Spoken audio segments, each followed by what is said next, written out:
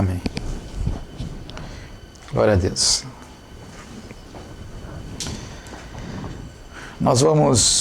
Quero louvar a Deus por mais uma vez por vocês estarem aqui conosco, por esse momento de comunhão, né?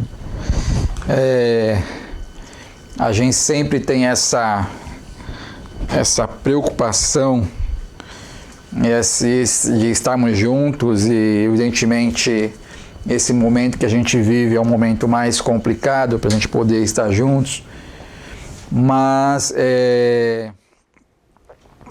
estamos muito felizes porque a gente tem visto que aqueles que são compromissados com a palavra de Deus não deixaram de ter essa preocupação em se reunir, não deixaram de ter essa preocupação em podermos estar juntos.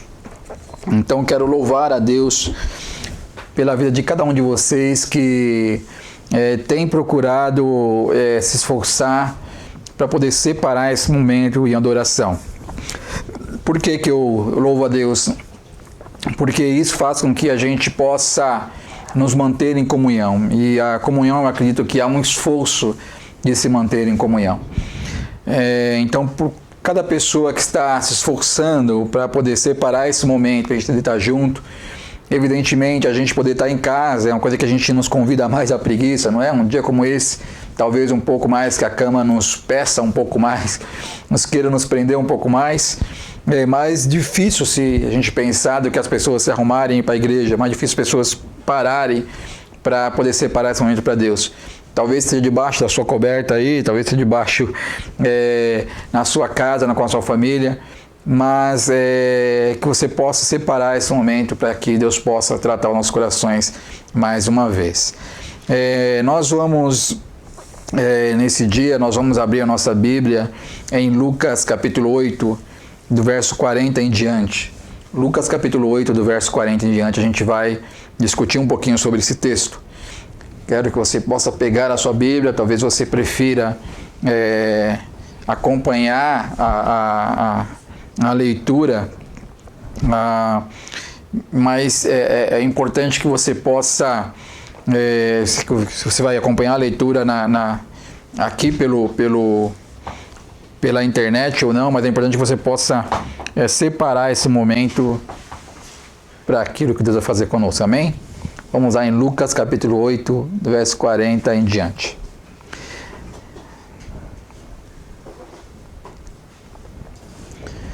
Diz assim, em Lucas capítulo 8, do verso 40 em diante. Quando Jesus voltou, uma multidão o recebeu, pois todos o esperavam. Então, um homem chamado Jairo, dirigente da sinagoga, veio e prostrou-se aos pés de Jesus, implorando-lhe que fosse à sua casa, porque a sua filha, de cerca de 12 anos, estava à morte. Estando Jesus a caminho, a multidão o comprimia. Estava ali certa mulher que havia 12 anos vinha sofrendo de uma hemorragia e gastara tudo que tinha com os médicos, mas ninguém pudera curá-la.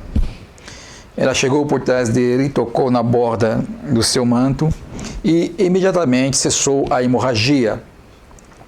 Quem tocou em mim? Perguntou Jesus. Como todos negassem, Pedro disse: Mestre, a multidão se aglomera e te comprime. Mas Jesus disse: Alguém tocou em mim. Eu sei que de mim saiu poder. Então a mulher, vendo que não conseguiria passar despercebida, veio tremendo e prostrou-se aos seus pés. Na presença de todo o povo, contou por que tinha tocado nele e como fora instantaneamente curada. Então ele lhe disse: Filha, a sua fé a curou. Vá em paz. Enquanto Jesus ainda estava falando, chegou alguém da casa de Jairo, o dirigente da sinagoga, e disse: Sua filha morreu. Não incomodes o mestre. Só um minutinho.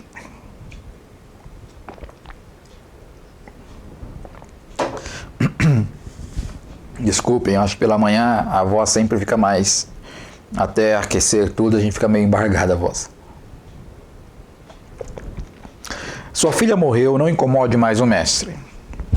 No verso 50 diz assim: ouvindo isso, Jesus disse a Jairo: não tenha medo, tão somente creia e ela será curada.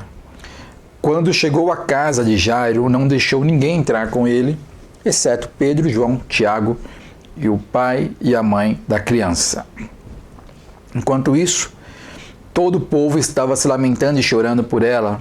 Não chorem, disse Jesus, ela não está morta, mas dorme. Todos começaram a rir dele, pois sabiam que ela estava morta. Mas ele a tomou pela mão e disse: menina, levante-se. O espírito dela voltou e ela se levantou imediatamente. Então Jesus lhes ordenou que dessem de comer. Os pais dela ficaram maravilhados, mas ele lhes ordenou que não contasse a ninguém o que tinha acontecido.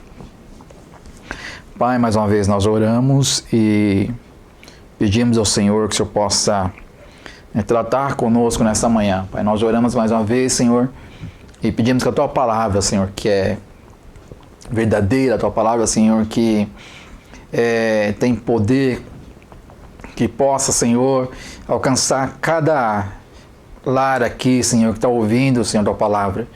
As pessoas que nessa manhã estão conosco aqui conectadas, as pessoas que porventura se conectarão em outros momentos. Pai, a minha oração, Senhor, é que o Senhor possa, com a Tua palavra de poder, entrar, Senhor, na vida, Senhor, de cada pessoa, Senhor, que tenha ouvido, Senhor, essa mensagem. E, Senhor, que o Senhor possa, assim como fala, Deus, mesmo a Tua palavra, Senhor, que quando a Tua palavra é lançada, ela primeiro faz aquilo que apraz ao Senhor.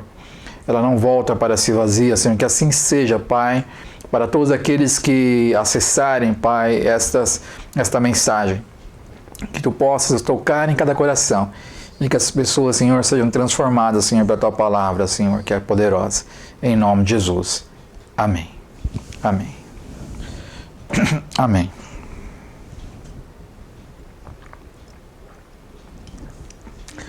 Nós estamos diante de um texto bastante conhecido e eu queria, nesta manhã, tratar a respeito de algo bastante comum, mas eu queria pensar um pouquinho mais a respeito disso. Eu queria falar sobre o tema o milagre enquanto instrumento de revelação de Cristo. O milagre enquanto instrumento de revelação de Cristo. O que eu estou falando aqui, esse tema, na verdade, ele remete eu entendo que ele remete a uma realidade que está posta a qualquer milagre no contexto bíblico ou no contexto extra-bíblico, né?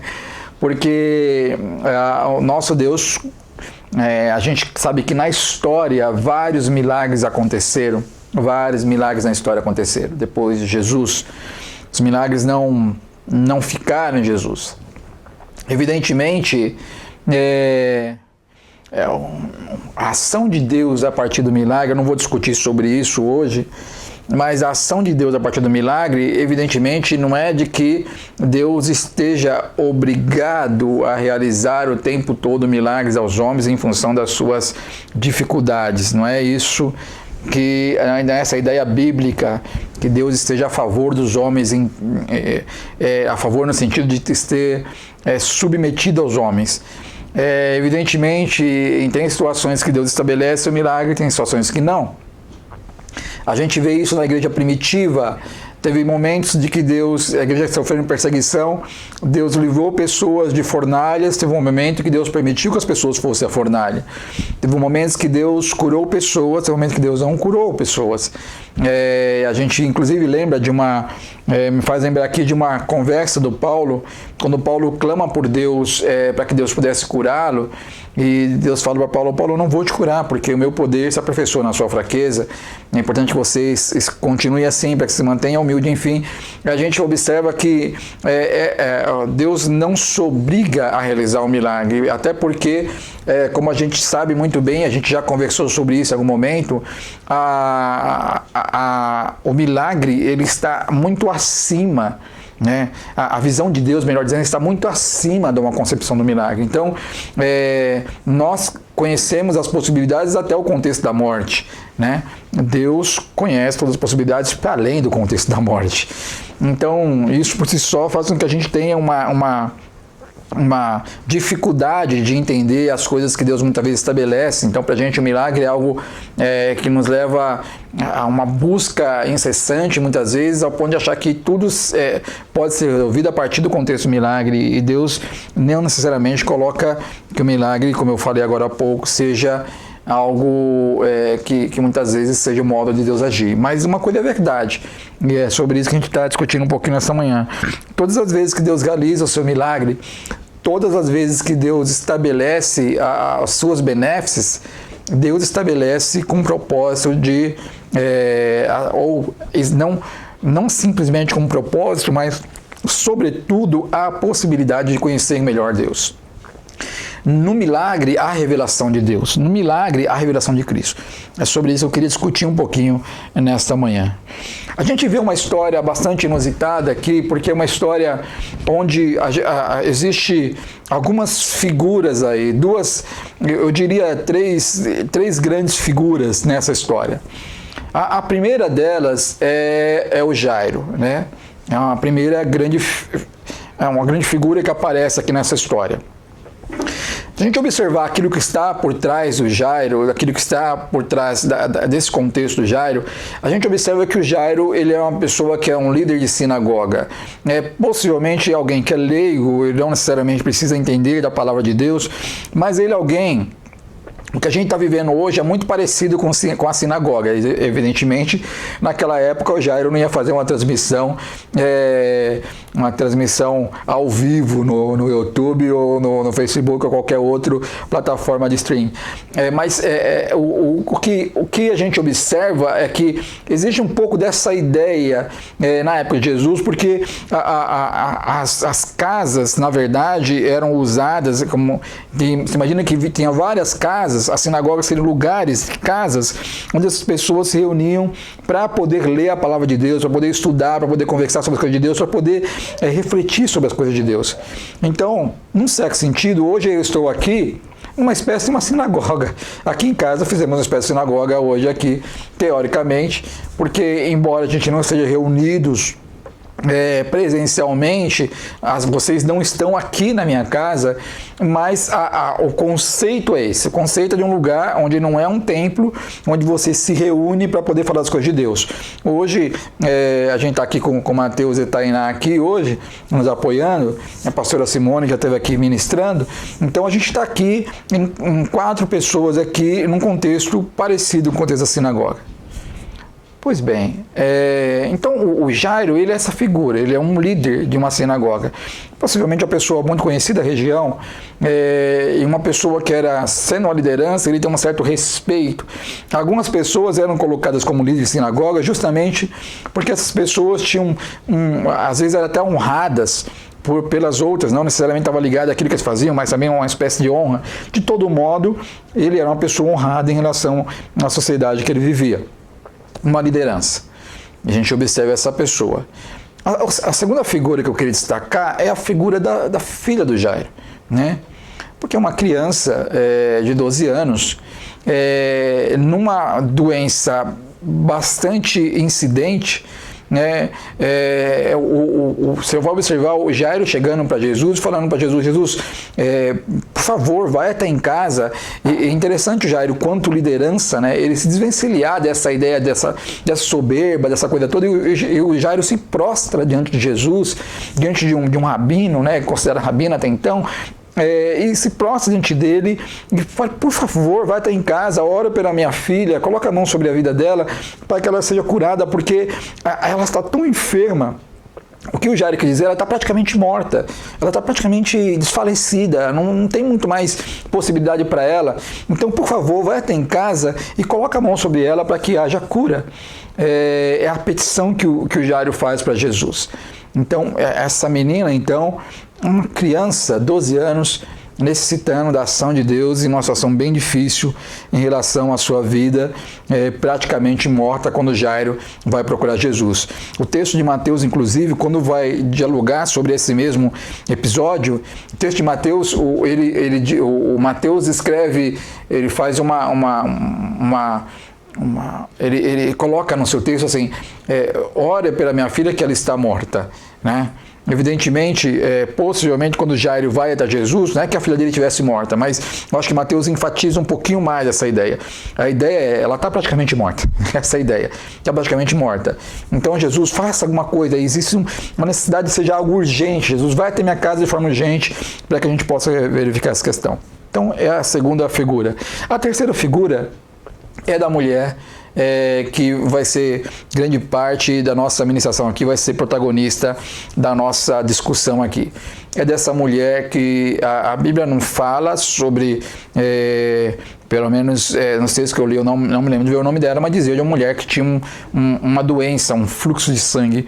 Ela estava o tempo todo tendo um fluxo sanguíneo, não cessava, e essa mulher então ela vai procurar Jesus.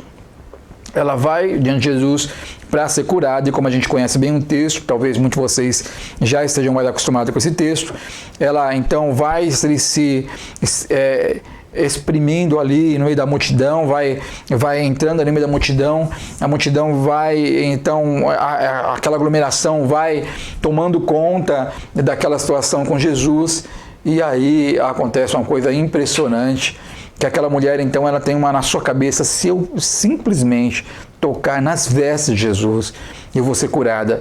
A expectativa daquela mulher, depois de 12 anos, a expectativa daquela mulher era, se eu tocar, simplesmente tocar nas vestes de Jesus, eu vou ser curada. E assim, de fato, ela faz. Ela rompe as dificuldades da multidão. E aí ela toca, é interessante o texto, que ela toca nas orlas da veste de Jesus. Então imagino que Jesus devia estar com uma espécie de manto, né? Não é que ela vai pegar lá embaixo, né? Mas uma espécie de manto, então ela consegue pegar possivelmente nas costas, próximo às costas de Jesus, consegue pegar no manto. E assim que ela pega, ela percebe que aquilo que ela pleiteava ocorreu, ou seja, ela foi curada. Né? Ela foi curada, ela percebe isso. E então essa mulher é uma terceira figura que eu queria destacar no texto. Interessante que essa mulher, eu estava dizendo ontem ao Mateus, e eu estava dizendo, ela teve uma espécie de quarentena também vivida em função dessa doença. É muito difícil a condição dessa mulher. Ontem eu errei, falando de 38 anos, estava confundindo com outro texto bíblico, mas foram 12 anos essa mulher no contexto de quarentena, teoricamente. Né? Então, essa mulher viveu uma coisa parecida com o que a gente está vivendo hoje, só que de forma muito mais intensa para ela, muito mais intensa. Porque pelo menos todos nós estamos na mesma condição. Ela, em relação à sociedade que ela estava vivendo, possivelmente ela seria uma das poucas e talvez a única na sua região que estivesse nessa condição. Por quê? Porque, na verdade, uma pessoa com fluxo sanguíneo, ela não poderia ser tocada por mais ninguém. Ela não poderia ter acesso a ninguém, porque seria considerado impuro. Né? Alguns pregadores, alguns teólogos dizem que essa mulher, quando ela sai para tocar em Jesus em público, se ela fosse descoberta, ela poderia inclusive ser apedrejada, ser morta, algumas pessoas dizem.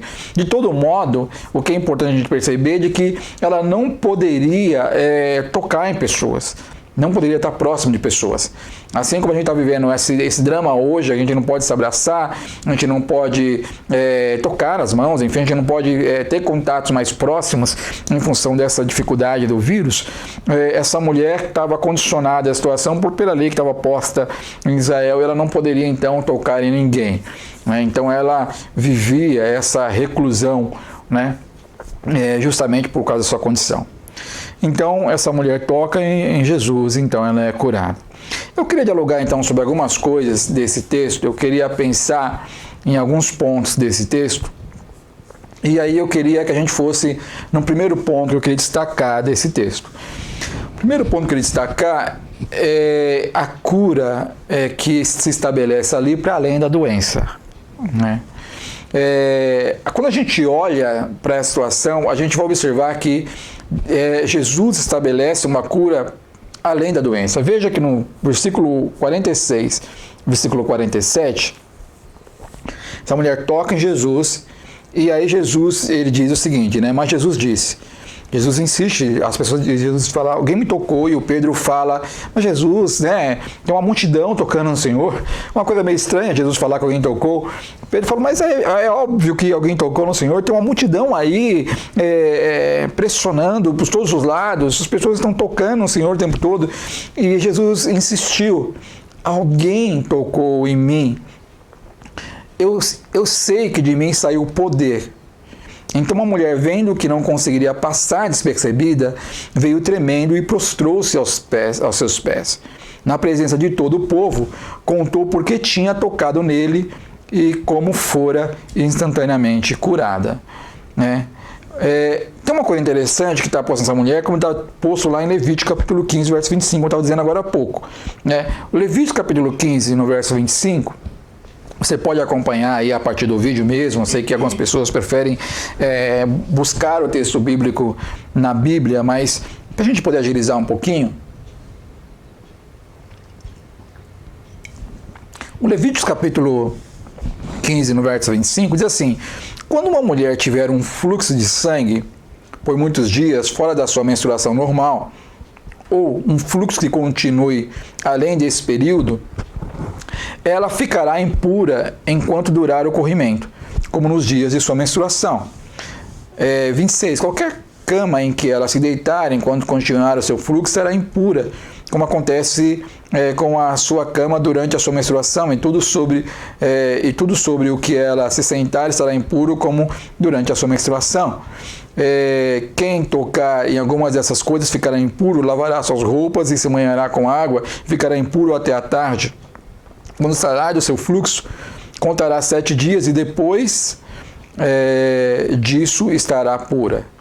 Olha que coisa interessante que acontece aqui no texto, porque de acordo com essa lei dos Levíticos, posta no Levítico, essa mulher de fato não podia ter contato com ninguém.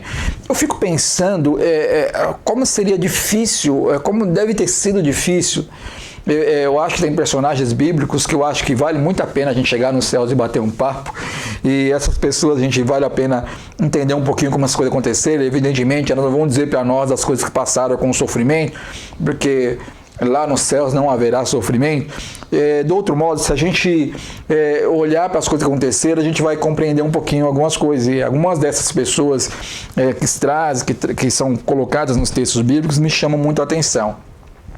Eu imagino como deve ter sido difícil a vida dessa mulher a partir dessa situação que estava posta, a partir desse diagnóstico, a partir desse momento. Porque se ela está impedida de ter contato com as pessoas, ela não pode tocar em ninguém, e tudo aquilo que ela tocar, e se alguém tocar depois, também seria considerado impuro para aquilo ali daquele contexto. Então você imagina, se ela sentasse na cadeira pelo qual estou aqui, alguém não poderia sentar nessa cadeira depois. Essa é uma espécie de tempo de purificação. Se fosse deitar numa cama, não poderia depois. Então, tudo que ela tocasse, imagina que ela tomasse água como eu tomei agora há pouco, ninguém podia tocar nesse copo porque estaria impuro. Era a consideração da época. Então, essa mulher, ela vai ter uma dificuldade relacional. Então, dá para você imaginar como que essa pessoa devia se sentir extremamente sozinha, né? Como deveria ser difícil as relações.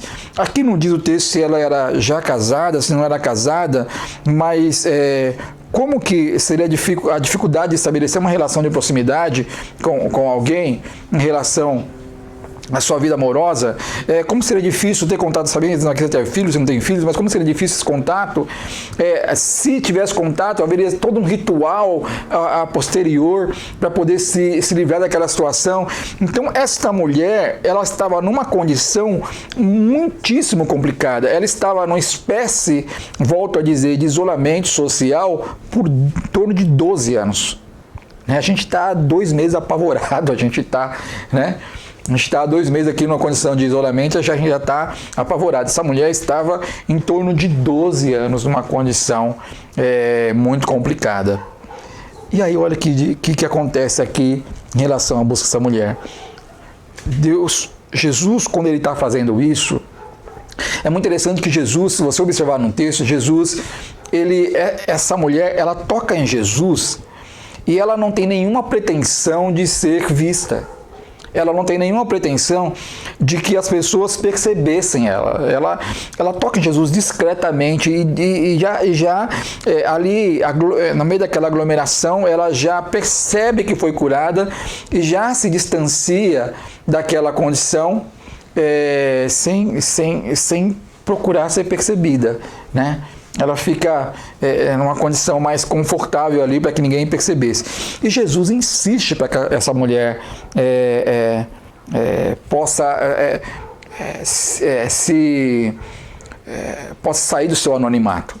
É muito interessante porque essa mulher, possivelmente, ela toca em Jesus, ela percebe essa cura e ela já se distancia, né? Já fica ali meio na aglomeração.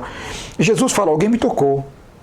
Os discípulos, então, o Pedro fala a Jesus, mas Jesus, todo mundo está te tocando e tal, como a gente falou agora há pouco nessa conversa, e ele insiste nessa conversa.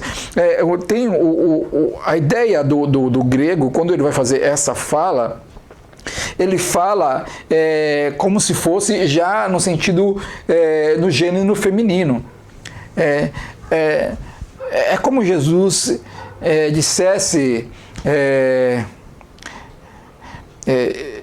eu sinto que alguma delas me tocaram. Uma dessas pessoas me tocaram, no sentido do feminino. Se eu pensar aqui, mas seria a ideia de...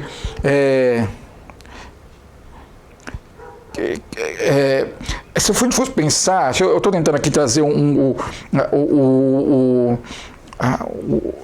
artigo que definiria, né, trazer uma frase que traz o artigo que definiria masculino e feminino. Mas quando a gente faz a pergunta alguém me tocou, a gente está falando no sentido de que não há, o alguém não é feminino nem masculino, né? Mas no grego a ideia é que seria, quando ele faz a pergunta, poderia ser identificado se foi um homem que tocou ou se foi uma mulher que o tocou. Então seria pensar ela me tocou ou ele me tocou. Quando eu falo ele me tocou, quem deles me tocou? Eu usei agora, eu acho que ficou mais fácil a gente poder entender o que eu estou querendo explicar. Se a gente pudesse falar assim, se no grego Jesus perguntasse dessa forma, quem deles me tocou? A gente ia pensar, bom, um dos homens que estão ali tocou em Jesus. Se ele perguntasse quem delas me tocou, a gente ia pensar que uma das mulheres que estava ali tocou em Jesus. É essa a questão. Quando Jesus, então, pergunta, vou aqui usar uma frase diferente para poder pegar a ideia, quem delas me tocou? Evidentemente, essa mulher já sente uma sensação ali, porque ela já se sente meio que identificada, que Jesus haveria percebido que naquela situação de várias pessoas tocando ele, que uma mulher o tocou de modo diferente, porque ele diz, de mim saiu virtude. O texto vai dizer de que essa mulher, ela aqui no texto, ele vai dizer de que como ela percebeu, né, que a gente leu agora há pouco, no versículo 46, 47, então a mulher, vendo que não conseguiria passar despercebida, ou seja, essa mulher percebeu que ela seria identificada de um modo ou de outro. Quando essa mulher percebe isso, ela vai dizer exatamente aquilo que está posto para Jesus. Ela diz para Jesus, não, Senhor, fui eu que toquei no Senhor. E aí ela começa a explicar para Jesus o que estava acontecendo com a vida dela, que fez com que ela tocasse em Jesus. Olha que coisa impressionante. A beleza do texto bíblico é uma coisa impressionante. Porque essa mulher, então, teoricamente, Jesus possivelmente já saberia quem era ela, mas Jesus faz ela se revelar de quem era ela. Ela poderia ter ido embora para casa porque já teria sido curada, sem nenhum problema, mas Jesus faz questão de que ela fosse revelada no contexto da multidão. Isso traz uma coisa impressionante, por quê? Porque essa mulher, de fato, ela vai apresentando algumas barreiras muito, muito interessantes. Primeiro, que ela não poderia estar em público. Ela não poderia estar em público. ela não poderia estar em contato com muita gente, tocando em muita gente numa condição de público. Ela estava em público e ela enfrentava a multidão.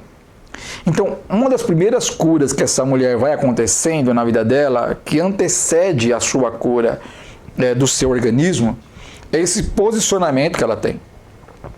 Às vezes nós queremos algo de Deus, mas nós não nos posicionamos. Às vezes nós falamos de fé, de confiança, a gente fala que a gente quer algo de Deus, mas a gente, muitas vezes até ora, mas a gente não se posiciona. Uma das coisas que essa mulher fez que é impressionante é que ela vai de encontro à multidão, totalmente averso àquilo que aconteceu nesses 12 anos que ela está vivendo essa dificuldade. Ela jamais poderia estar em público. Ela não poderia estar num show, ela não poderia estar em qualquer outra coisa. O pessoal lá marcava show para a época, vamos fazer uma marcha, qualquer coisa que eu fizesse, vamos fazer qualquer outra coisa que pudesse ter aglomeração, essa mulher não poderia estar. Essa mulher, quando percebe essa aglomeração e percebe que Jesus está ali, uma das primeiras coisas que ela enfrenta é esse medo de estar em contato com essa multidão, considerado quem ela estava, porque ela tinha em si a fé de que seria transformada, que seria mudada. A outra coisa que essa mulher faz que é interessante, e aí aqui uma coisa que é impressionante, eu acho lindo no texto, porque ela toca em Jesus. Para aquela mulher, esses 12 anos, o toque é algo muito complicado. É algo muito complicado. É algo temeroso, é algo temerário. É você tocar em alguém. Aquela mulher, se ela fosse tocar em alguém, qual que era o problema que tinha? Porque ao tocar, ela sentia, ela sabendo que estava impura, ela sentia, ela percebia que ia deixar uma outra pessoa na condição de impureza também, em função daquilo que estava posto da sua lei. Então, essa mulher, ela teria dificuldade de tocar em alguém. E aí ela concebe a possibilidade de romper o seu medo em relação ao tocar, ao seu constrangimento em relação ao tocar, e ela concebe a possibilidade de ser curada por intermédio do toque. Olha que coisa impressionante. Ela concebe a possibilidade de ser curada por intermédio do toque. É uma outra, um outro... ela sobrepõe, mais uma vez, um dos seus outros medos. Estar em público, fosse tocada por qualquer pessoa, e muito menos tocar em alguém. Mas ela concebe a possibilidade de ser curada por intermédio do toque. A outra situação que essa mulher é curada, naquela condição, é justamente em relação ao seu anonimato. A gente sabe que as dificuldades postas, e a doença faz isso, a vulnerabilidade faz com que, quanto mais vulnerável você é, mais invisível você é. Então, por exemplo, há pouco tempo, eu não sei como é que está hoje, mas há pouco tempo nós não saberíamos, se você pegasse aqui os nossos bairros aqui da Zona Sul de São Paulo, de uma cidade extremamente poderosa, né? Com informação, com tanta coisa de acesso dos mais diversos veículos de informação, aquela coisa toda. Se a gente fosse pegar e a gente fosse identificar quais seriam as pessoas que seriam deficientes físicos, tivesse algum tipo de deficiência, a gente fosse observar quem são essas pessoas, existiu em algum momento a necessidade de identificar quem eram essas pessoas. Porque as pessoas estavam invisíveis no nosso redor. Quanto mais vulnerável uma pessoa é, mais invisível ela é. Aquela mulher, possivelmente, ela está numa condição de invisibilidade há muito tempo. Não pode sair, não pode se relacionar, não pode ter contato com ninguém. Se tem grandes festas, não pode ir na Páscoa, não pode estar junto lá em Jerusalém, não pode fazer nada junto. Não pode ir ao templo, não pode. Então, Jesus faz uma coisa impressionante. Eu acho que isso que é maravilhoso em Jesus. Jesus, naquele toque, Jesus está dizendo para aquela mulher, sua vida agora será totalmente diferente. Porque aquela mulher queria continuar no anonimato, aquela mulher tocou em Jesus, e no seu anonimato, na sua vergonha, na sua condição, percebeu-se curada, mas queria continuar ela de forma anônima, ela queria continuar ali, invisível naquela situação. E Jesus dá visibilidade para ela. Quem me tocou? Quem delas me tocou? Quem delas me tocou? E essa mulher começa a perceber que está chegando nela Não, mas alguém me tocou, saiu de mim virtude. E ela fala, se prostra de Jesus e fala, Senhor, foi eu que toquei. E começa a conversar com Jesus. E Jesus fala, sua fé te curou. Então, Jesus vai demonstrando para essa mulher, naquela situação onde as pessoas precisavam saber que ela foi curada, inclusive, as pessoas estavam perto dela, precisavam saber, isso deveria se tornar público. Jesus faz aquilo de forma automática se tornar público, e aquela mulher sai de um contexto de anonimato que foi por 12 anos, sai de um contexto de vulnerabilidade invisível de 12 anos para uma nova vida a partir desse contexto. Então Jesus não estava curando somente da questão do fluxo de sangue, Jesus estava curando para que ela pudesse, nas suas relações, ter contato com as pessoas. Jesus estava curando para que ela pudesse sair daquela condição de baixa autoestima, sair daquela condição de invisibilidade. Jesus estava trazendo a ela uma nova concepção de vida. Foi muito mais do que a cura simplesmente do fluxo sanguíneo. Então, naquelas condições, ela não poderia ter acesso ao templo. Por que ela não poderia ter acesso ao templo? E aí é uma coisa impressionante revelada em Jesus. Eu quero que você entenda bem isso. Se ela tem acesso ao templo, o templo é considerado lugar santo. Lugar santo. Ela não poderia ir ao templo. Mas aquele cordeiro que seria imolado uma única vez no lugar santo dos santos, que é Jesus, a representação mais santa do templo, não existe representação, porque a santidade posta no lugar santo dos santos tinha uma referência a Jesus. E naquele contexto, aquela mulher jamais poderia ter acesso ao lugar, ao templo, nem ao átrio do templo, que seria na porta do templo, nem ao lugar onde os judeus ficavam, no pátio do templo. Ele não podia ter acesso a nada. E jamais qualquer pessoa de Israel imaginar chegar no lugar de santos dos santos, santíssimo, salvo o sumo sacerdote uma vez por ano, que era aquele lugar que representava o lugar onde seria imolado o cordeiro, referindo a Jesus, o cordeiro de Deus que tira o pecado do mundo, que até então todos os cordeiros que tinham esse imolado até Jesus, como a gente já conversou sobre isso aqui, precisaria de um novo sacrifício, considerado que só Jesus poderia trazer essa salvação plena. E essa mulher, olha que coisa impressionante que Jesus revela. Porque essa mulher, ela toca naquilo que há de mais santo. Naquilo, no contexto mais santo que a humanidade já pôde conhecer. O Deus encarnado, Jesus, o Messias, que estava ali naquele momento. Embora ela, com a sua impureza, não conseguisse chegar ao templo, mas esse Deus é tão misericordioso que todos aqueles que chegam até Ele têm essa oportunidade de mudança de vida, têm a oportunidade de viver um processo de purificação, de restauração, um processo de justificação, um processo de mudança. E aí isso é impressionante, porque aquela mulher não poderia chegar até o templo por causa da sua impureza, mas, teoricamente, o templo foi até ela. Teoricamente, o templo que representava isso, que é a vida de Jesus, foi até ela, passou ali, deu condição dela tocar em Jesus e ser purificada, tocar no verdadeiro Cordeiro de Deus que tira o pecado do mundo.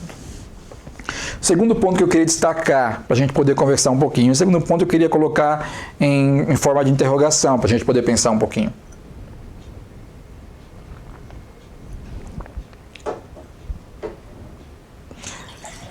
A gente, quando olha para esse texto, a gente observa algumas questões. Eu queria pensar nas questões que estão levantadas aqui. O que eu queria perguntar para você, e aí pensando nessa ideia de alguém que vai até Jesus, Jesus fala, de mim saiu virtude, de mim saiu poder, eu queria que você pensasse um pouquinho e que você se perguntasse o seguinte: quando as pessoas se aproximam de você, quem se transforma nessa relação? Quando as pessoas se aproximam de você, quem é que sai transformado? O impuro sai purificado. Aqui, logicamente, eu estou exacerbando a ideia, não é simples assim, né? Mas eu diria num processo de purificação, num processo de justificação, num processo de busca de Deus. O impuro sai com essa vontade de continuar buscando a Deus, ou o purificado sai impuro? Se isso dizer para entender essa conversa. Você tem um encontro da luz com as trevas. É uma pessoa que tem a presença de Deus para uma pessoa que não tem a presença de Deus. Como é que sai dessa? Vamos imaginar que os dois se juntam. O que não tem a luz sai buscando a luz, ou aquele que tem a luz sai buscando as trevas? Quem é que transforma quem nessa relação? Jesus diz no Lucas capítulo 8, 46, Jesus diz o seguinte: alguém tocou em mim, eu sei que de mim saiu poder. É o dínamos, poder. Jesus percebe como se fosse uma espécie de... A ideia do dínamos aqui, de poder, de energia, de impacto. Ele está dizendo exatamente isso. É como se fosse uma força. De mim saiu o poder.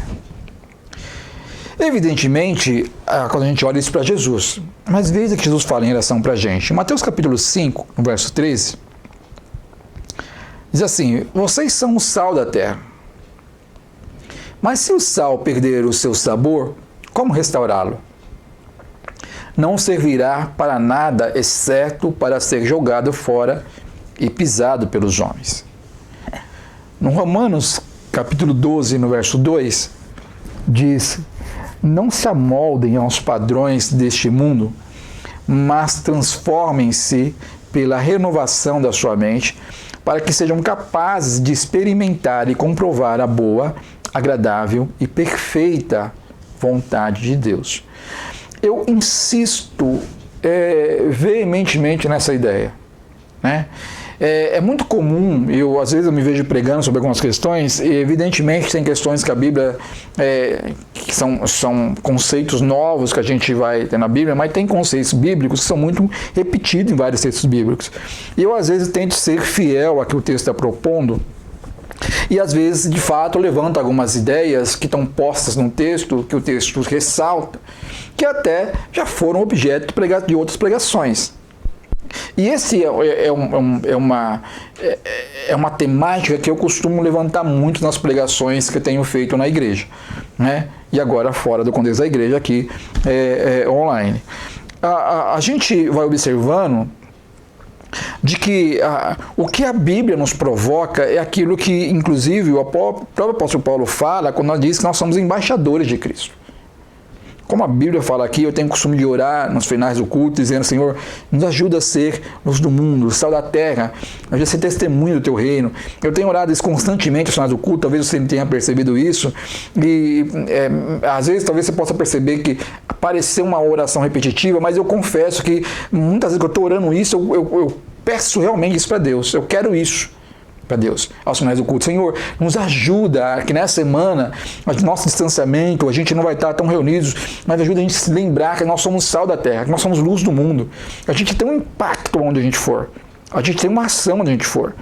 Então, quando existe esse encontro da luz com as trevas, quando existe um encontro onde você tem a oportunidade de ser sal, onde você tem a oportunidade de mostrar por que você é diferente, não pelo seu modo de vestir, mas nas suas ideias. Evidentemente que as nossas ideias dizem as nossas vestes. Evidentemente, não tem como desvincular uma coisa da outra, né? Facilmente você fala para a pessoa: esse cara é do hip hop, pelo modo que ele se veste. Você vai pensar: esse cara é punk, esse cara é roqueiro, esse cara... Porque aquilo que esse cara é um executivo, de acordo com o que a gente vai nos portar, a gente vai transmitir algo, evidentemente, com aquilo que a gente veste. Mas eu não queria pensar nisso. Talvez a gente possa pregar algum dia sobre isso. Fato é que esse encontro, a gente vai mostrar uma disparidade, porque um é luz e o outro é trevas. Vai mostrar uma disparidade. Se não há disparidade, existe alguma coisa meio complicada. E aí, nessa aproximação de Jesus com essa mulher, Jesus nos dá uma ideia muito interessante. Essa mulher toca em Jesus e ela tem uma mudança. Quando as pessoas se aproximam de você, elas saem mudadas? Essa é a pergunta que deve fazer. Quando uma pessoa que trabalha com você, divide o trabalho com você, ela sai melhor, entendendo melhor quem é Deus, pelo menos, vendo Deus em você, ela sai melhor dessa relação, algo muda na vida dela. As pessoas se aproximam de você, elas percebem o poder de Deus emanando de você. Você exala o poder de Deus. Porque, meu querido, você tem que ser cheio da presença de Deus. Jesus, quando fala para aquela mulher, do seu interior fluirão de rios de água viva, justamente essa ideia, que eu já peguei aqui constantemente sobre isso, você precisa exalar, como a gente ora ao final do culto, exalar o perfume de Cristo. Quando eu chego num lugar, nossa, deve ter algum crente aqui, deve ter algum cristão aqui, pelo modo das coisas acontecerem. Esse cara é diferente, esse cara é cristão. Lá no meu trabalho, eu não costumo muito falar de que eu sou cristão. Eu não costumo dizer muito que eu sou da igreja, que eu me identifico como tal. Nenhuma vergonha em relação a isso. Mas eu não costumo ficar dizendo, eu sou crente, coisa do tipo. Mas vira e mexe, alguém fala assim, esse cara tem um jeito de crente. Esse cara tem um jeito de evangélico. E às vezes alguns me perguntam, você é de alguma igreja? E às vezes eu falo, sim, sou de alguma igreja tal. E começo a falar das coisas de Deus. As pessoas, dava para perceber. Porque eu prego Jesus com as minhas atitudes. Tem muita gente pregando Jesus da fala, mas pregando Jesus totalmente ao contrário, com as suas atitudes. Eu prego Jesus primeiro com as minhas atitudes. Primeiro com o meu modo de ser. Com a minha ética. Então, quando as pessoas se aproximam de mim, as pessoas têm que ver esse Jesus em mim. Eu tenho que exalar o perfume de Cristo, eu tenho que exalar o poder de Deus na minha vida. Então, quando as pessoas se aproximam de você, é você que sai transformado ou as pessoas se transformam? As pessoas saem mais cristãs ou você sai mais mundano? As pessoas saem contaminadas pela luz, saem diante, se percebendo diferente porque algumas coisas foram reveladas a partir da presença da luz na vida delas que elas não tinham visto até então? Ou você sai mais obscurecido por aquilo que você permitiu que entrasse no seu coração? Essa é a questão que Jesus coloca quando ele se aproxima dessa mulher. Quem influencia quem? A outra situação que está posta aqui nessa ideia é qual a expectativa que as pessoas têm ao se aproximar de você. Porque quando essa mulher vai se aproximar de Cristo, veja qual é a expectativa dela. Eu vou enfrentar a multidão, vou enfrentar o meu medo de tocar as pessoas, e eu vou tocar porque eu vou sair diferente.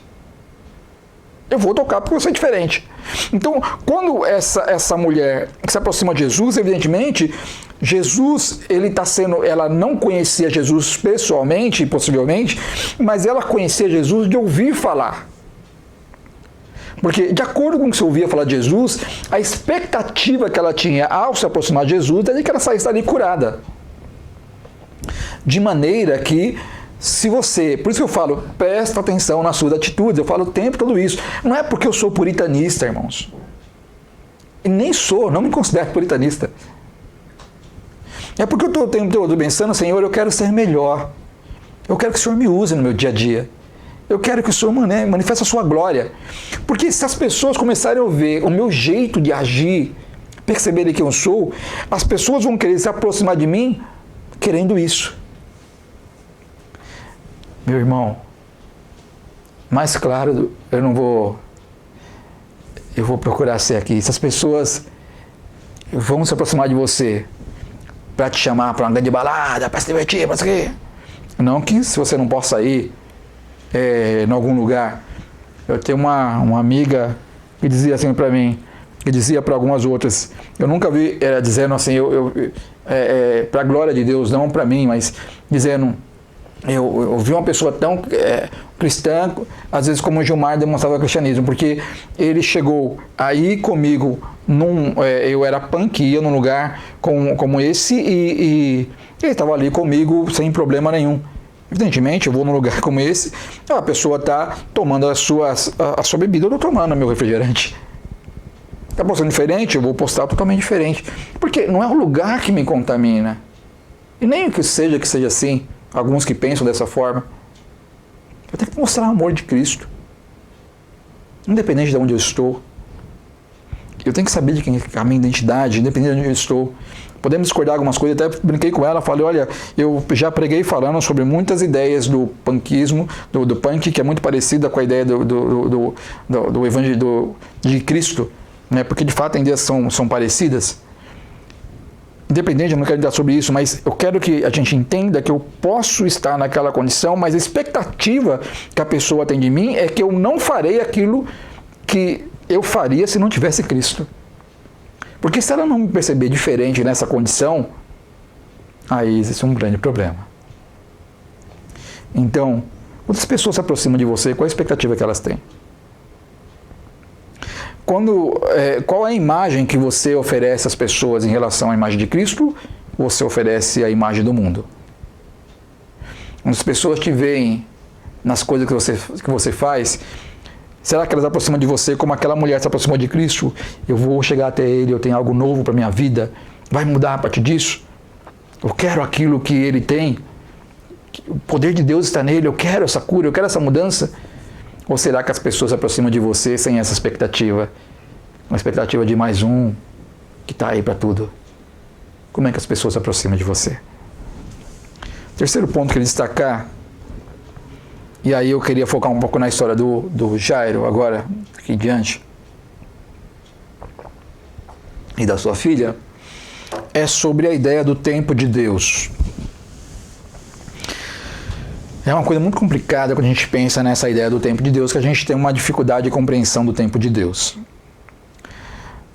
Vamos lá em Lucas 8, no verso 49, que diz assim: enquanto Jesus ainda estava falando, chegou alguém da casa de Jairo, o dirigente da sinagoga, e disse: sua filha morreu, não incomodes mais o mestre. Eu queria que a gente pudesse destacar essa ideia, não incomodes mais o mestre. Destacar essa pequena frase, não incomode mais o mestre. Se a gente observar essa história, assim, é uma história inusitada, mas muito difícil a gente perceber. É uma história que a gente precisa observar que existem expectativas diferentes ali em relação ao tempo, não em relação àquilo que Cristo pudesse trazer de benefício. Tanto Jairo quanto aquela mulher tinha uma expectativa de que Cristo curaria tanto a filha quanto aquela mulher. Então, ambos tinham expectativa da cura. Quanto a isso, sem problema. Mas o sentido de urgência que estava posto ali, eu imagino que na vida do Jairo devia ser um pouco mais complicado. Qualquer pai ou mãe, ou parente, ou amigo mais próximo, que tenha uma pessoa enferma, onde o tempo é crucial para a possibilidade da cura, o tempo se torna algo pavoroso. Algo pavoroso. Né? Eu fiquei irritado esses dias no trânsito, porque eu estava indo no trânsito e eu percebi que vinha uma viatura atrás de mim com a parte de sirene ligada, não a sirene, não é a sirene, né? Aquela luz, esqueci o nome daquela luz, não é aquela luz que vai demonstrando ali que há um sentido de urgência, e eu percebi que era mais fácil ele poder transitar na faixa que eu estava e ele desenvolver mais rápido. Eu fiquei tentando sair da pista, poder dar vazão para ele passar, e a pessoa que está do lado estava ali prendendo, e eu apavorado para poder abrir o trânsito para aquela pessoa que estava com aquela urgência passar. Na minha cabeça eu fiquei pensando, possa ser uma ambulância.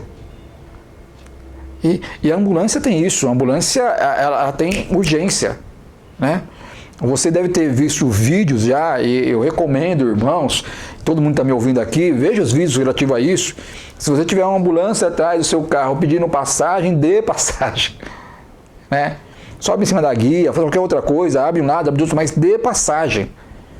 Né? Porque ali dentro vai uma pessoa que o tempo é crucial para o seu prognóstico, muitas vezes. Que pode trazer um dano sobre a sua vida posterior, ou pode custar de fato a sua vida.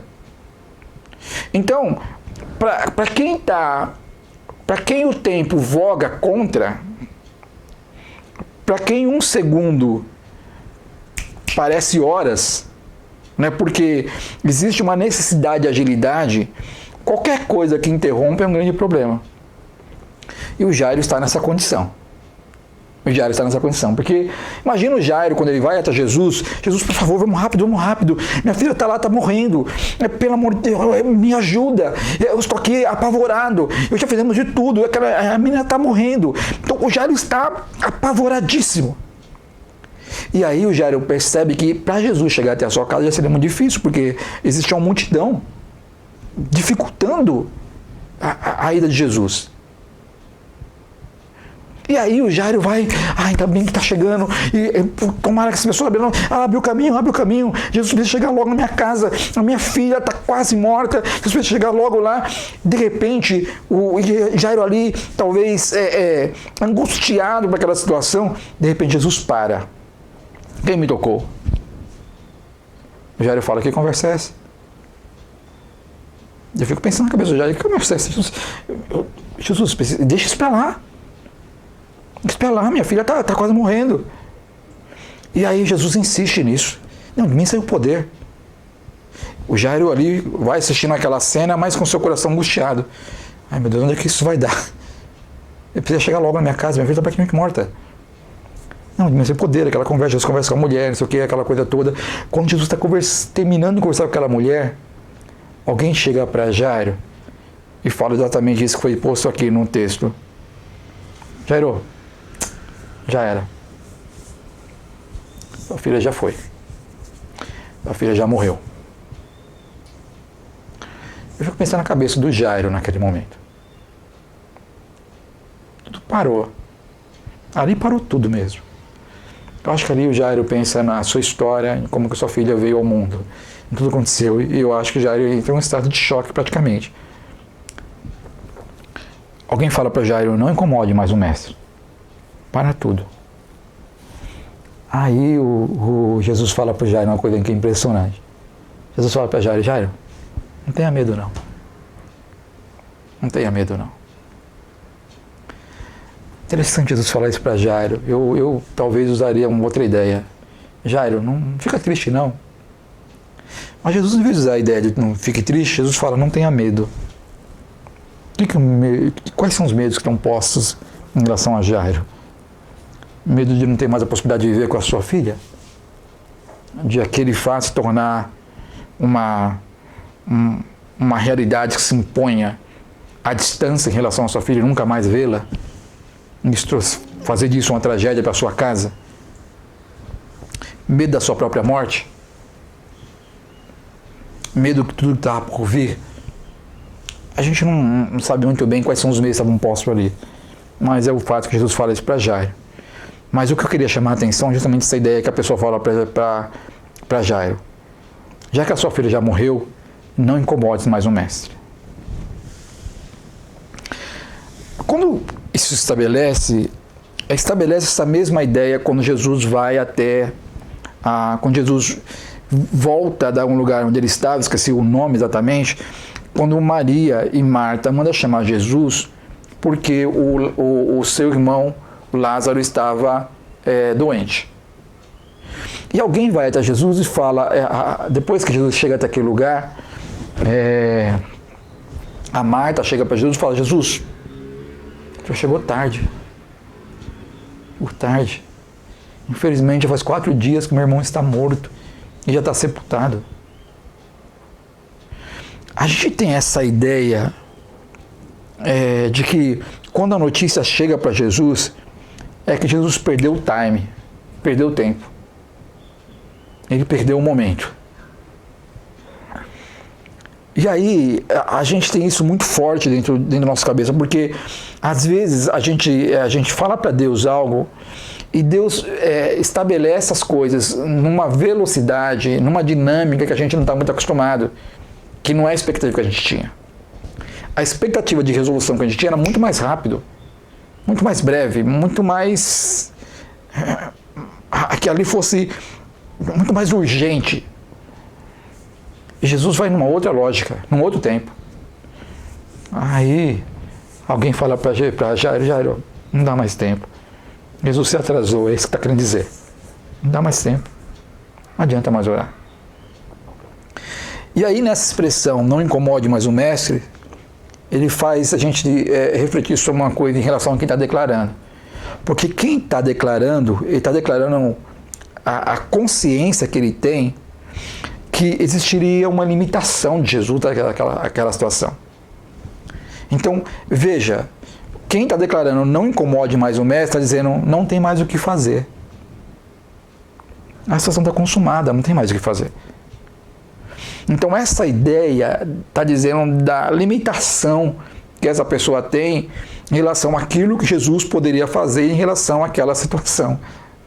Ou seja, a esperança existiria antes que a menina viesse a morrer. A esperança era que Jesus libertasse aquela menina antes que ela viesse a morrer.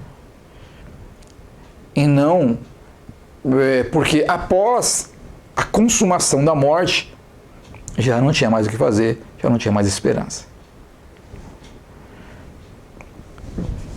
Qual é o tempo de Deus na nossa vida? Quantas vezes eu já me vi lutando e quantas vezes você talvez já tenha se visto lutando sobre o tempo de Deus para você?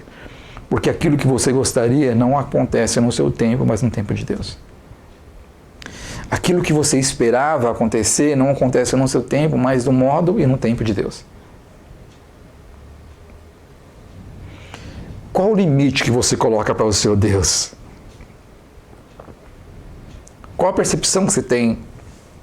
Até onde Deus pode ir na sua vida? Até onde não tem mais reversão? A gente tem uma mania de falar, isso aqui não tem mais volta. Ah, não tem mais jeito, pastor. Ah, meu filho não tem mais jeito. Eu estava conversando ontem com uma pessoa, e ela dizia, Gilmar, mas tem recuperação para quem estava no crack? E eu digo, tem recuperação. Tem recuperação. Alguém diz, não tem mais jeito. Eu orei para ele não cair nesse vício, agora caiu, aí, não tem mais jeito. Vou esperar a morte mesmo. Alguém diria, ah, pastor, não tem mais jeito para minha família. Não tem mais jeito para o meu casamento, não tem mais jeito para o meu trabalho, não tem mais jeito para aquilo que eu consegui alcançar. Eu queria ter, fazer uma universidade, uma coisa, mas não tem mais jeito, já estou aqui, já estou velho, enfim, o tempo já passou. Não tem mais jeito. Às vezes você coloca Deus numa caixinha das suas incredulidades e você quer que Deus se submeta a essa caixinha dizendo, não tem mais jeito. Mas Jesus é misericordioso. Jesus fala, não tenha medo. Qual que é a sua angústia? Ah, minha angústia é perder isso, minha angústia é perder aquilo. Não, fica tranquilo. Fica tranquilo. Eu posso reverter a situação. Eu posso reverter a situação. Por fim, eu queria trazer uma outra frase que diz um pouquinho, nos ajuda a entender um pouco desse texto, que tem a ver com o tema principal. Na necessidade, a revelação transcende. Na necessidade, a revelação transcende. Então, deixa eu só tentar explicar um pouco dessa ideia aqui, para que vocês possam perceber um pouco melhor o que eu estou querendo dizer com essa frase. Eu estou querendo dizer que, quando a gente tem uma situação paupérrima, difícil, o que é mais percebido é Deus. Como eu dizia tempos atrás, uma das pregações aqui, quando a gente tem uma situação, a crise é o terreno mais fértil para Deus se manifestar. Estou trazendo essa mesma ideia, porque quando a gente tem uma questão de necessidade, Deus vai se revelando. A gente vai observar isso na cura da filha do Jairo. Porque veja qual que é possivelmente a expectativa do Jairo. A expectativa do Jairo é que ele está diante de um grande profeta, de um grande rabi, de um grande mestre, que também é profeta, possivelmente. Então, ele está diante de um homem de um ser como outros apareceram na história. Então, quando ele vai buscar em Jesus a cura para sua filha, e essa situação de estar viva ou estar morta, se conceber a morte, da morte de fato vir à ocorrência ou antes da morte, faz toda a diferença em como que o Jairo sairá entendendo Jesus, quem é Jesus na situação. Porque a cura já haveria acontecido possivelmente com alguns outros. Deus manifestava a cura, a gente vê nos textos bíblicos Deus manifestando a cura em alguns outros momentos. Mas um ser que tem poder sobre a morte, aí tem uma revelação um pouquinho maior. Porque no que o Jairo vai perceber que ele está diante do Messias. Do Messias. Ele não está diante de mais um profeta. Ele não está diante de mais um rabi. Eu diria, ele está diante do rabi. É o rabi. Não é mais um, é o. Não é mais um profeta, é o profeta. Não é qualquer pessoa, é o ungido de Deus, o Messias. É algo atribuído de forma plena a um único. E aí, quando Jesus fala para as pessoas, olha, não fica assim não, ela está só dormindo. As pessoas começam a rir de Jesus, mas que coisa mais insensata que você fala uma coisa como essa. Os pais estão enlutados aqui, todo mundo enlutado aqui, as pessoas choravam.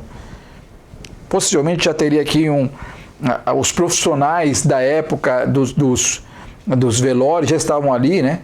Hoje um dos grandes memes que está correndo na internet é daqueles pessoal da África, né?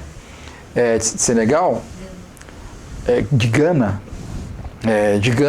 eles dançando num casamento, né? No casamento não, no velório, casamento não, no velório, né? Nem dá para poder dizer uma coisa para outra como fosse iguais, né? Mas dançando num velório, porque nossa cabeça, de fato, as celebrações são para momentos felizes, por isso o casamento. Evidentemente, a nossa cabeça, a nossa cultura não cabe muito isso, mas para aquela época, inclusive, existiu essa possibilidade dentro do texto. Algumas pessoas ali, então pessoas estavam tocando, diz o texto de pessoas que estão tocando, pessoas chorando, então você tinha profissionais que iam tornar aquele momento mais, profissionais da linha fúnebre, né? Que iam tornar aquele momento, que iam inclusive chorar por aquele momento, você vê profissionais que vão chorar, isso existe na nossa cultura, né? Profissionais, pessoas que são pagas para ir até um velório para poder chorar, né? Então se você tem dificuldade de pessoas chorar no seu velório, você pode já encomendar tudo isso, pagar, todo mundo vai lá, chora por você, né? Evidentemente nós queremos isso, mas essa é uma situação que tem profissionais de fato que estão postos. E nessa época de Jesus é muito possível que isso também estava posto. Bom, o fato é que quando Jesus chegar lá, possivelmente as pessoas já estão lá. Então, o que o texto dá para entender, parece que não eram só pessoas da família, pessoal ali, mas a pessoa fala de as pessoas enaltecer ali o sofrimento e chorar aquela coisa toda, gente com música, não sei o quê. Então, possivelmente, a gente tem vivido isso, infelizmente, a gente vive isso constantemente no nosso país, pessoas que aproveitam da dor para poder tirar o máximo de dinheiro possível, né? Então, se você vai eu sei que não é uma conversa tão agradável, né? Mas é uma realidade. Se você procura uma pessoa de um serviço funerário para comprar um jazigo ou qualquer coisa que fosse, uma das primeiras coisas que a pessoa pergunta, eu já tive essa oportunidade, a pessoa pergunta, já aconteceu óbito ou não aconteceu óbito? Por que essa pergunta? Porque se aconteceu óbito, tem uma urgência para fazer o sepultamento e os valores são outros. Se não aconteceu o óbito, eu estou me preparando para uma situação e os valores serão mais a menos. Então, essas pessoas que vivem dessa condição, independente se é certo ou errado, a questão é que eu estou colocando não é que eles não possam oferecer o serviço, porque o serviço é necessário, né? Ele traz também conforto, um bom serviço. mas no sentido de aproveitar, de tirar o máximo das pessoas que está vivendo ali, se tem essa condição, é mais complicado, evidentemente. O que está acontecendo aqui com Jairo é justamente isso. E Jesus, quando fala sobre isso, algumas pessoas caçoam de Jesus frente a isso. Eu tenho a impressão que são as pessoas que estão mais vinculadas com aquela morte, estão menos enlutadas, e por isso terminam até falando, que maluquice, e riem ali, ele está ficando maluco, a menina faleceu. É fato que se estabelece uma situação meio complicada ali. Jesus está dizendo para os pais, naquele primeiro momento, não tenha medo. Está dizendo para as pessoas que estão enlutadas ali, não fiquem tristes, ela está só dormindo. E Jesus então entra com 5 pessoas, os pais e mais 3 discípulos, dentro daquele contexto. E aí Jesus fala para aquela menina, Talita cumi, ou seja, levante-se, menina. E aquela menina se levanta. Jesus fala para os pais, dá a ela de alimentação para que se fortaleça. E acontece algo maravilhoso ali, que acredito que eles devem ter percebido, que eles estavam diante do Messias. Eles estavam diante do Messias. Isso é maravilhoso porque o texto vai demonstrando que Jairo tinha muito mais do que aprender, que Jesus estava ali poderia não somente curar a sua filha, mas que Jesus estava ali para dar a ela a possibilidade de conhecer o Messias, e dar a ele a possibilidade de conhecer o Messias, e dar a eles a possibilidade de entender de alguém que domina, inclusive, sobre a morte. A esperança que Jairo tinha era na cura. Jesus apresenta para ele a esperança da ressurreição. A esperança que Jairo tinha é de um profeta que poderia curar a sua filha. Jesus demonstra para ele que, mesmo diante da morte, há esperança, porque ali estava o autor da vida, ali estava o Cristo que ressurgiria depois do 3º dia, tempos depois, e que fez ele conhecer a possibilidade da ressurreição. Semana passada a gente estava aqui em Enlutado, falando sobre o pastor Divanildo, sobre aquilo que ocorreu, e sempre que lembramos, de forma mais intensa, o luto vem. Não tem como a gente não entrar em contato com a tristeza em função da separação. Mas a esperança não acabou. Porque a esperança que nós temos é a esperança que foi apresentada para Jairo. Há esperança na ressurreição. Porque ele é o primeiro da ressurreição. E essa menina, ela ressurgiu para depois encontrar a morte novamente corporal. Mas nesse ato foi demonstrado de um Deus que vai fazer com que isso ocorra num outro momento. Ela vai experimentar uma nova ressurreição, não mais para morrer. Não mais para morrer. Então, é maravilhoso saber disso. É grandioso saber disso. Eu não sei se você consegue perceber a grandiosidade desse texto. A grandiosidade da revelação de Cristo. Aquilo que a gente dizia, de fato, ao início. O milagre, ele é, de fato, a possibilidade da revelação de Deus na nossa vida. Pastor, mas tem pessoas que não há ressurreição. Sim. Não há ressurreição nesse momento. Mas não quer dizer que a ressurreição não exista. Então, o que Jesus faz, na verdade, é te dar a oportunidade para que nesses momentos você possa conhecê-lo melhor. Eu tenho falado constantemente sobre isso, nós vamos ter um momento de crise. Aproveite esse momento para conhecer o melhor Deus. Não se distancie mais de Deus. Não permita com que seu coração fique mais preso, mais incrédulo. Não permita isso. Permita crescer na graça e no conhecimento de Deus. Permita fazer aquilo que aconteceu com Jairo. Crescer no conhecimento de Deus a partir dessa revelação de Cristo na sua história. Mas para isso você precisa estar buscando esse Deus e confiar nele. E quando ele te chamar, vem comigo, você vai junto, porque nisso vai haver revelação. eu queria orar com você e pedir para Cristo acompanhar a sua vida nesses dias. Pai querido, nós te damos graça, Pai, mais uma vez. Te dou graça, Senhor, por essa manhã. E eu te peço, Senhor, que você te abençoe cada pessoa, Senhor, que está, Senhor, junto com a gente, Pai, nesse momento. Enche do Teu Espírito Santo, Pai. Pai, que eles sejam, Senhor, como eu estava orando e falando das nossas orações, fazendo no final do culto, se lembrem sempre que são testemunhos do Senhor, que são sal da terra, luz do mundo. Que vive essa alegria, Pai. É que é maravilhoso ver as pessoas percebendo o Senhor. O máximo que a gente pode fazer é glorificar o Teu nome. Esse é o maior privilégio nosso. De forma, Deus, que com toda a nossa fraqueza, com toda a nossa dificuldade, a gente saber que o Seu nome foi visto, que o Senhor foi glorificado, isso é algo de um privilégio absurdo para a gente. Pai, por isso que cada um, Senhor, ao fazer isso, possa se lembrar de Ti, Senhor.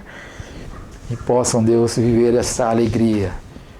E as pessoas olharem para cada uma dessas pessoas que estão em Ti, que possam ver Cristo. Que, Senhor, vivendo a dificuldade que vivemos, a gente possa entender o Seu momento, o Seu tempo. Que a gente possa, Deus, permitir com que a gente possa, evidentemente, entender mais de Ti, entender mais o Seu modo de agir, o Seu modo de pensar, de como o Senhor conduz as coisas. Que a gente possa sair de tudo isso com a revelação maior de quem é o Senhor para nós. Eu Te louvo, Senhor, por esse dia. Te louvo, Senhor, por cada pessoa que está nos acompanhando nesse dia. Enche-nos do Teu Espírito Santo. É o que eu Te peço. Em nome de Jesus.